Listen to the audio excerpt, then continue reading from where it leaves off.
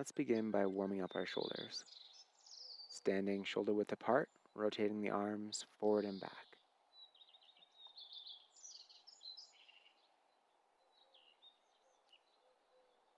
Keeping the body relatively relaxed.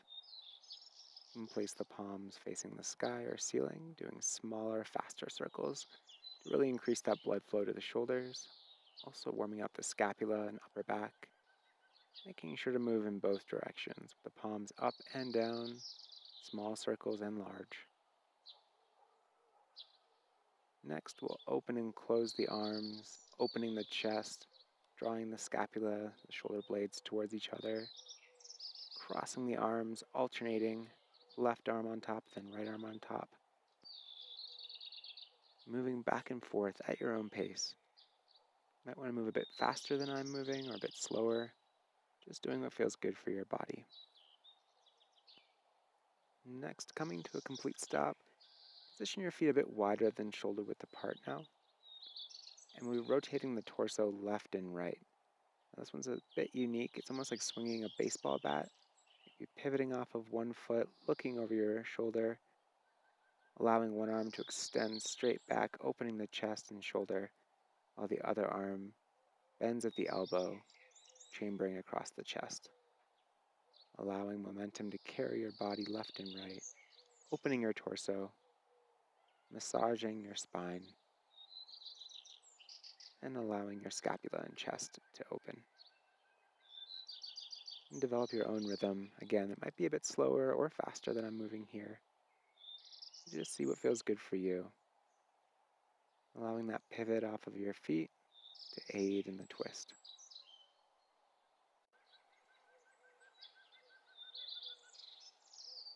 If you get dizzy, you can always come back to center, take a deep breath, and shaking it out, making sure the body feels loose and open. Next, squatting and pulsing gently for a moment, grasping onto your opposite ankle with your opposite hand, and bracing your arm, allowing you to twist, opening up your chest, your lungs, your rib cage, and creating a comfortable spinal twist, looking up to your extended arm all the way across your fingertips. Again, opposite hand to opposite ankle, bracing your upper arm on the inside of your opposite thigh, twisting back and forth. Next, coming to a table position, touching opposite knee and opposite elbow, reaching up to the sky with that leg and that arm. It's a great exercise for creating balance and any kind of asymmetry that may be occurring in the back. And it also helps to aid in building our kinetic chains. That's when muscles work together to perform a single action. So moving left, then right, opposite knee, opposite elbow, touch, reach, hold, really extending out through the foot, through the hand, creating space for the spine while it's engaged, while the back is working. Remembering to breathe. Touch, reach, and come back down. Good, almost there.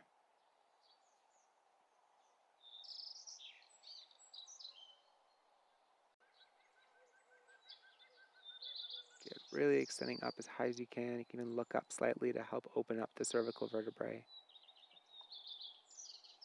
And then bringing your hips to your heels, extending your arms, allowing your spine to decompress a little after that much engagement. Good. So next, moving through spinal extension and contraction. Tucking the chin in, exhaling, drawing the spine up, and inhale, drawing the navel down. Next, bringing your hip and ear together, almost like you're a dog wagging the entire body.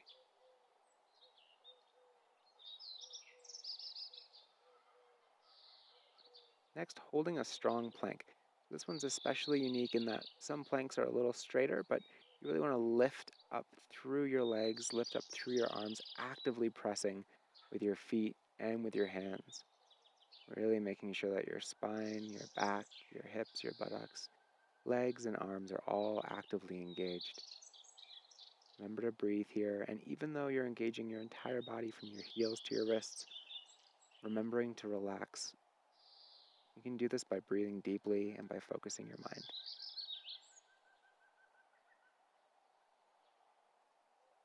This is a great exercise to strengthen the core.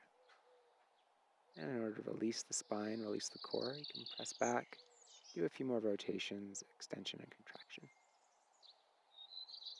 The next is a personal favorite. It's a plank variation that will allow us to lift off our heels and hands, extending our hips up,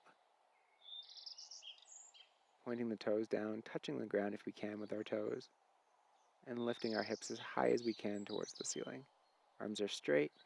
The chin can be tucked. You can look down at your feet, or you can relax the head back. It really depends what feels best for your neck and for your body.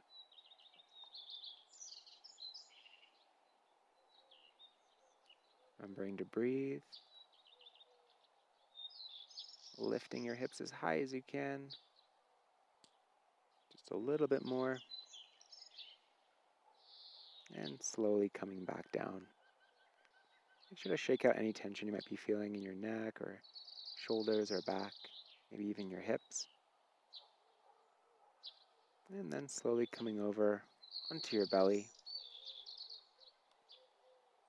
and extending your legs and arms like you're skydiving, lifting your arms and legs up off the ground and actively extending through your legs and arms, engaging the back. Fantastic exercise for improving posture and for engaging muscle groups that are often not actively engaged if we've been spending quite a bit of time sitting or living a relatively sedentary lifestyle. This is a great exercise to improve back health. Remembering to lift up through the cervical vertebrae, the vertebrae in our neck. Lift out through our arms and legs. We're actively stretching out as we're lifting. Pressing back. And then coming back up to a standing position. We'll do some jumping jacks next to get that blood flow from the core back to our limbs. And to get our heart rate up a little more, improving circulation for the whole body. This is a great exercise for our lymphatic system. And a little bit of cardio every day is very important for our cardiovascular health.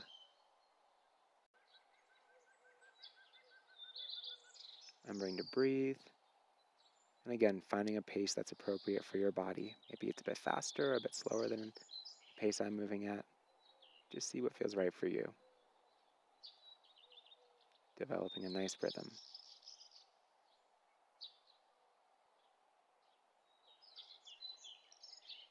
Remembering to breathe, almost there. Just a bit more.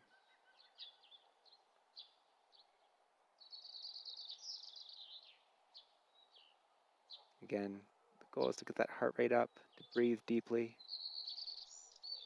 and then coming back down.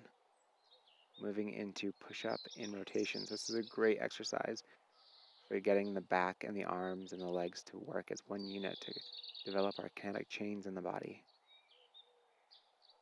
So as you push up from that push-up position, extending the arm up, looking up. If you'd like to modify this, you can use a kneeling position.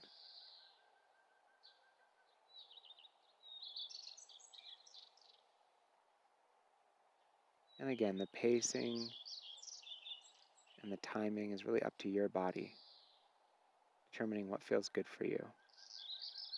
A great way to strengthen the upper body, especially the back.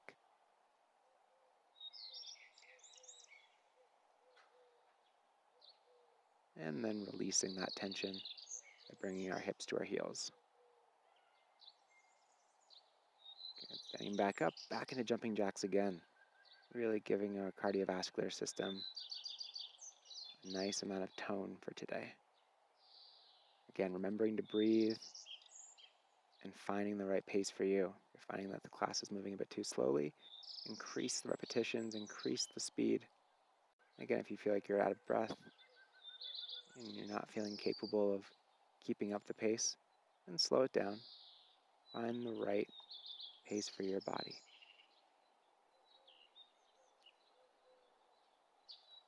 Good. Coming back down, coming into kind of a mountain pose. You're going to touch your foot with your opposite hand and then reach that same arm up before placing it back down on the ground.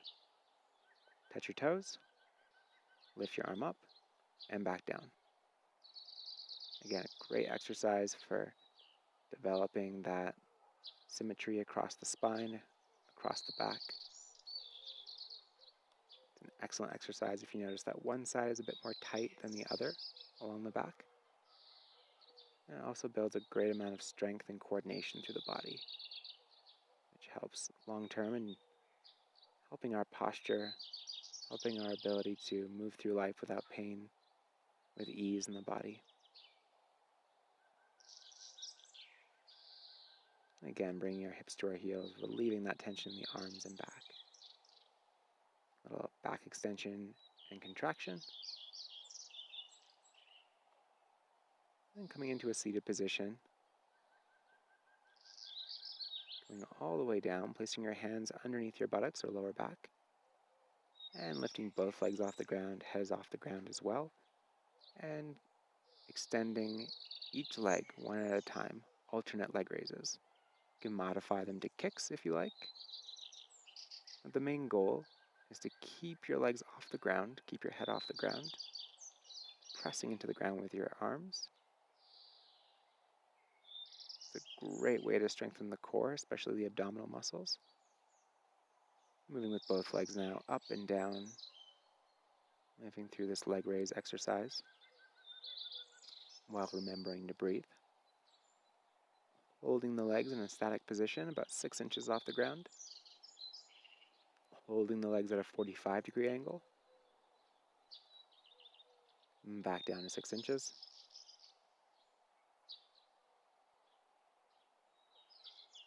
Remembering to breathe, focusing, engaging the core. Back to 45. And back down. 45, back down. Back and forth. Working that lower range, really engaging our core now, and releasing. Pressing the arms and heels into the ground, really focusing on engaging the glutes now. Oddly enough, the glutes really dictate whether or not we have good posture and how we walk. So engaging the glutes independently is really important, making sure that they're firing correctly, that they're toned and engaged.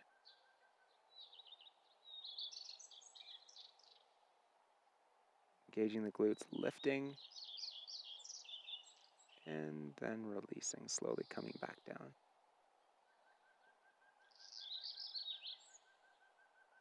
Really focusing on contracting and holding that contraction with the glutes when you're lifting your hips up.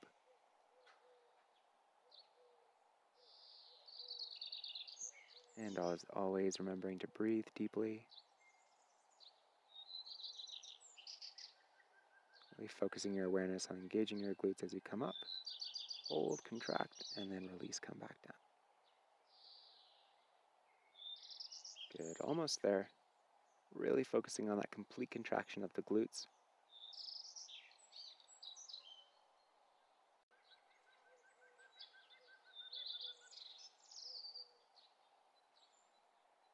And releasing. Good, sitting back up. From a seated position, bringing one leg over the opposite knee. Placing that foot down.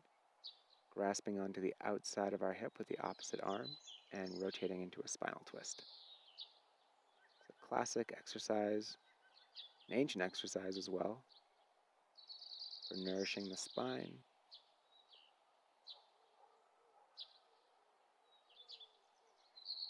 Breathing deeply during the twist can also aid in stimulating and massaging the internal organs.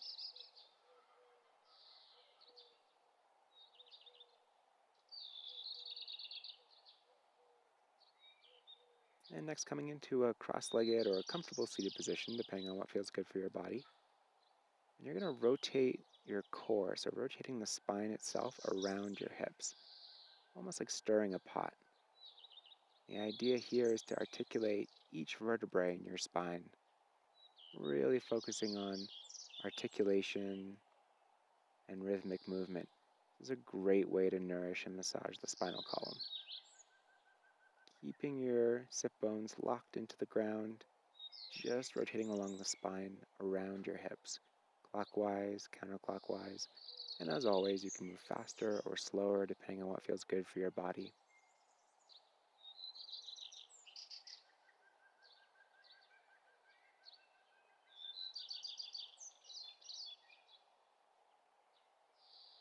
And next, another movement of articulation for the spine.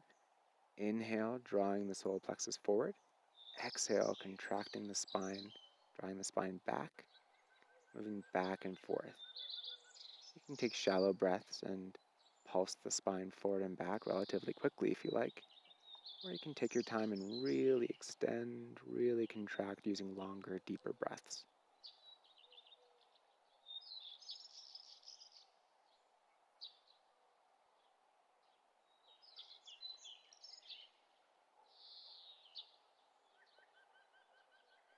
Okay, just a few more, remembering to breathe deeply.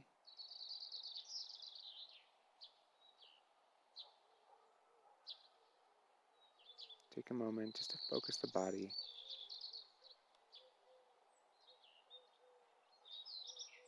And when you're ready, standing back up. So again, one of my favorite exercises, rotating, looking over your shoulder, extending the legs, rotating the hands, the arms out, opening the chest, and synchronizing this movement with your breath. As you turn, inhaling, and as you exhale, coming back to center, bending the knees, bringing the palms back down towards the ground. Inhale, looking over your shoulder as far as you can, rotating your arms out, opening the chest, even stretching out along the legs. And then exhale back to center, left and right, back and forth. Using your inhalation and exhalation to time the length of each stretch.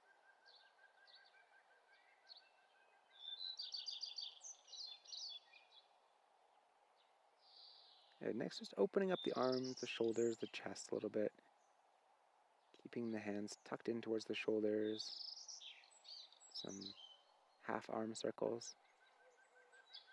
Just a quick exercise to release any tension in the shoulders. Really slow it down and take your time if you like. Okay, next, placing the arms over opposite shoulders and just rotating the trunk left and right. I'm enjoying going a little bit faster today, just helping to open up the spine, bring some more circulation into my back, but you can slow it down, depending again on what feels good for you.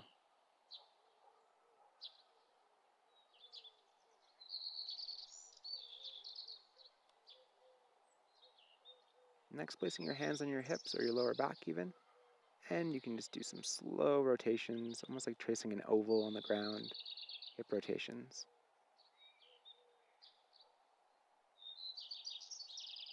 Really slow it down to help articulate and identify any tension in the hips, any sticking points that you may have.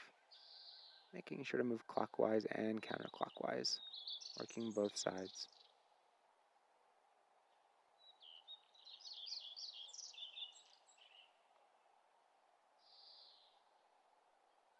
Again, you can move back and forth, smaller circles or larger circles, faster or slower. Just use this time to explore what feels good for your body, what feels therapeutic and nourishing.